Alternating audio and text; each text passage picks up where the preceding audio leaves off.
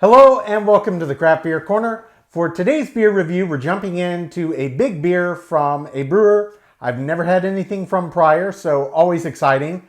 This brewer is called Jessup Farm Barrelhouse, and this beer is called 5-Year Anniversary Beer. This is a barley wine clocking in at 10.5% ABV, and this one has been tequila barrel aged. Jessup Farm Barrelhouse is based in Fort Collins, Colorado. So I've had a handful of tequila barrel-aged beers. It's not obviously anywhere near the popularity of bourbon or whiskey or even the occasional rum, but I have had a few. Certainly not on a barley wine. Now, thinking about the classic character traits of a barley wine and the character traits of a tequila, they're not really a combination that I would think to put together. But maybe I'm going to be pleasantly surprised and it just works beautifully. I mean, the flavor and the aroma characteristics really don't align at all with what comes out in tequila. And I am a tequila fan as well. I don't drink a lot of liquor. Typically when I do, it's Islay Scotch, but tequila is one of the few that I do occasionally have. So I'm just thinking in my brain how this is actually going to work together. So it's going to be interesting. Not only a first beer from a new brewer, but one of the few tequila barrel-aged beers I've done to date. And in a barley wine, which is a style that in my brain I don't think it's a pairing I would ever put together for matching well. But maybe I'll be pleasantly surprised. So nonetheless, we're going to find out shortly. In terms of label art, clean design, their kind of mascot, it looks like a fox head. I don't know if it's glaring or picking that up, but nonetheless, that's what it is. We got a nice big bottle, so this will be one I will be sipping on for quite a few hours here to come, I am sure of that. So we're using our nice stout glass, works well for barley wine. Let's get this poured right in. Okay, this is falling right in that classic caramelly color spectrum. I like it. This one seems to not be having that big of a problem forming a nice head here. Indeed, it's quite active in terms of carbonation. I'm going to have to back that off for just a minute. Let that settle down a bit. Oh yeah, big aromas of tequila coming off of this beer. I'm a foot and a half away from it at least.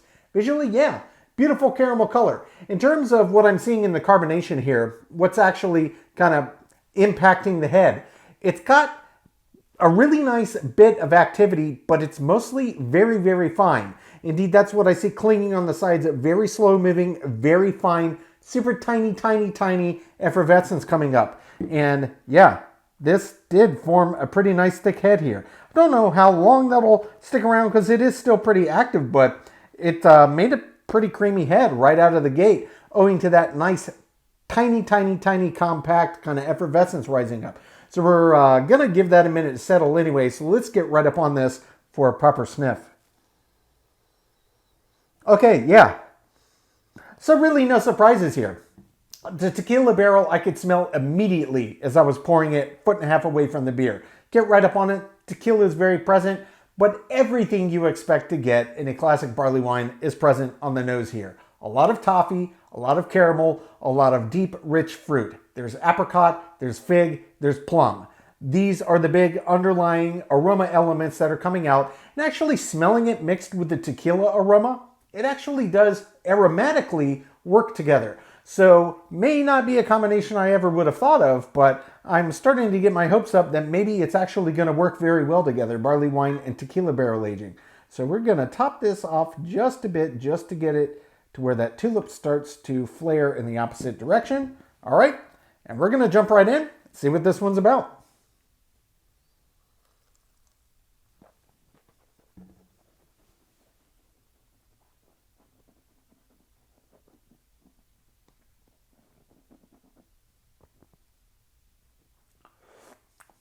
Ooh, big beer. Oh man, that tequila is huge. Big intensity of the tequila. Now the barley wine took a few seconds. Tequila is very prominent up front. Then the barley wine characters are starting to come in. I'll tell you what it does on this. I actually really like it. And now that I'm getting it together, I'm kind of, maybe this was just a happy accident, but together it absolutely works. So tequila, which I never really thought about this, but I know this. It's a spirit, it's a liquor that naturally has a little bit of a bitter edge to it compared to, say, other liquors like rum. Nobody, I don't think, would ever say rum is bitter. The same is probably true of most whiskeys, perhaps not Islay Scotch whiskeys that are heavily peated and have that kind of smoky edge. Maybe some people could start getting some vibes off of that kind of start to impart a bitterness to it. But tequila naturally has a bit of that. This actually is working well into the qualities of this barley wine and kind of counteracting. So barley wine is big. It's a malty beer style. Obviously, it's very malt-centric. Some are more bitter than others. Most of them are not particularly bitter. So what's happening in this is this driving impetus from this tequila barrel is really throwing in an interesting counterbalance to this overarching maltiness that is naturally inherent in a barley wine. So what I'm getting in here is big tequila. Obviously, it's agave laden, this nice bit of earthy bitters that comes out of it that's kind of taking some of that subtle, what often comes through as sweet, especially on the front of a barley wine, dialing it back. It's actually giving this big intensity of bitters to it, but you're still getting tons of this underlying caramel and toffee. And yes, even the fruit are coming through. Now, the fruit kind of elements of this are a little interesting with this lingering, haunting tequila flavor. It's not a combination that I would have ever thought, but in the context of how this natural astringency from the tequila barrel is counteracting the natural kind of drive into that sweet and heavily bready and malty character of the barley wine, it actually really works. So we've got opposite ends of the spectrum kind of leveling each other out. So we've got intensity of earthy bitters from the tequila. We've got intensity of malty and heaviness and slight sweetness from the heavy malt-centric side of the barley wine. And then you put the two of them together and they just kind of balance out. So it's polar opposites, but they're working in tandem to make a very, very unique barley wine drinking experience. I actually really, really love this. This is very clever. Never would have thought about this ever to put these together, but it absolutely works. So there's a lot of intensity on this beer. There's a lot happening. I absolutely have to jump back in for a second sip. We're going to let everything re-intensify. We're going to pick it apart and definitely going to be paying acute attention to the finish and specifically how the tequila and the underlying bitters and earthiness kind of play together with the fruity accents and what come out in the actual barley wine beer itself. So take two. Big beer, absolutely delicious.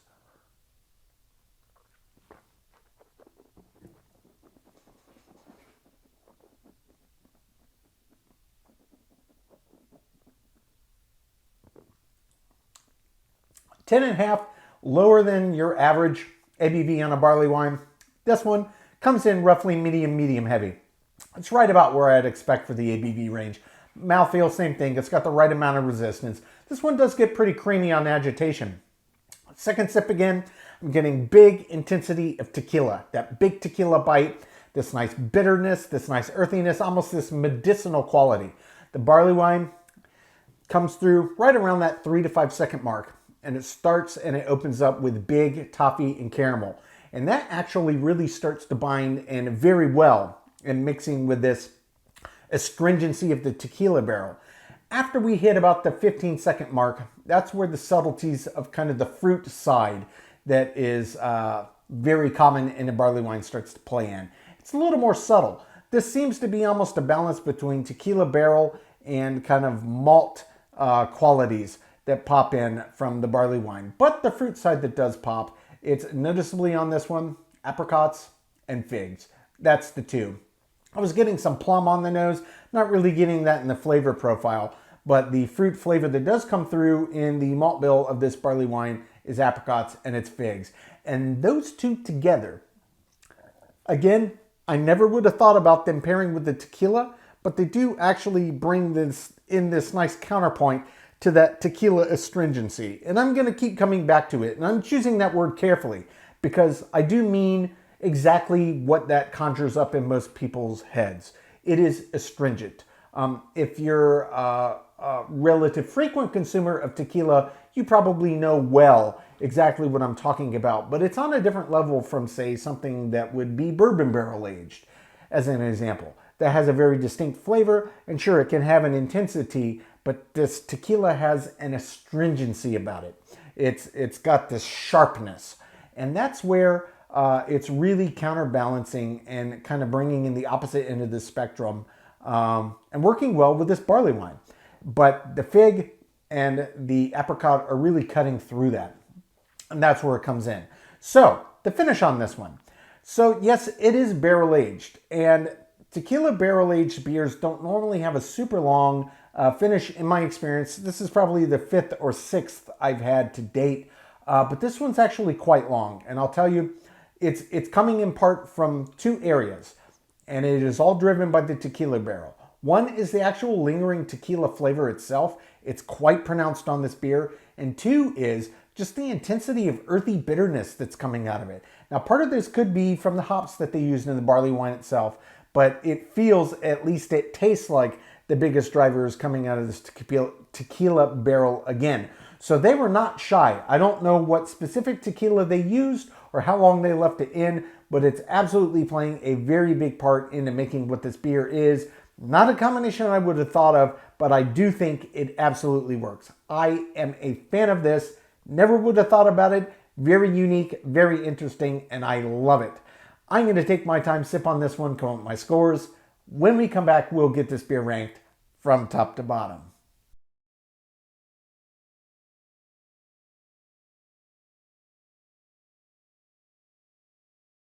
All right, now that we've gotten to enjoy this beer, we're going to get it ranked. This was Jessup Farm Barrelhouse's 5-year anniversary beer, a barley wine aged in tequila barrels. This one clocked in at 10.5% ABV, and Jessup Farm Barrelhouse is based in Fort Collins, Colorado. So this was a very unique kind of take on a barrel aging choice for a barley wine. Wasn't really sure what to expect, but I knew it was going to be interesting, and indeed it was. I don't need to go through every score on here because it swept it in nearly every category. There were only 2 categories where it did not get a perfect score. The first was on the finish.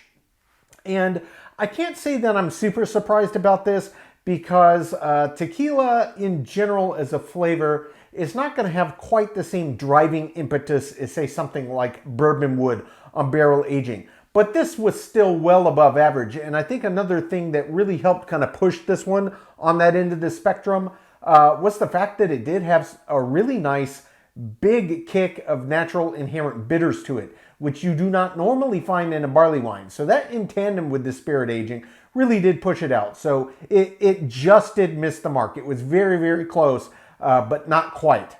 Finish on this one did get a 9 out of 10. The second category where it did not get a perfect score was on the balance side of the equation. Now, again, I thought that this was well above average, and I really enjoyed what I got out of this beer. But on the balance side of the equation, really for me, the inherent astringency and just forward nature of the tequila barrel, by virtue of the fact that it's tequila, it did kind of drown out a lot of the subtleties that you typically find in a barley wine malt bill. So yes, there were elements of toffee and caramel, and there were some underlying fruit kind of characters, but all of those kind of nuances and ebbing and flowing, moving in and out of each other like you normally get, and a lot of the subtleties of the layering that you typically find in a barley wine just weren't quite here. It was very, very, very present and kind of laden with that tequila side is kind of the dominant drive. And it did kind of just shut down a lot of that subtlety factor from the malt bill. That being said, the balance in general was certainly well above average. Tequila barrel, see, I knew it was going to be interesting. It's not one I would have thought of. That's kind of one of the reasons. But in general, I thought it did actually work in this beer and certainly for the style. To say anything other than it was unique would be doing it a disservice. It was very, very nice. Just due to the nature of the tequila, a few little elements were a little lacking compared to what you would normally get.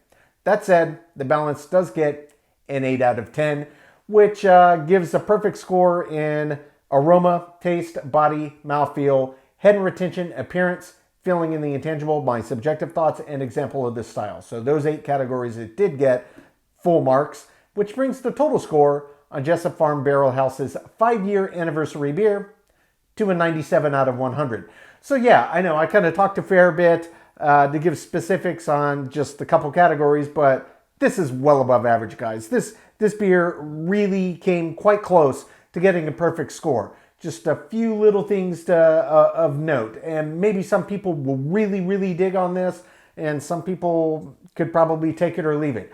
I personally thought it was very unique, not a combination I would have thought of, and I thought that they did a very good job with this beer.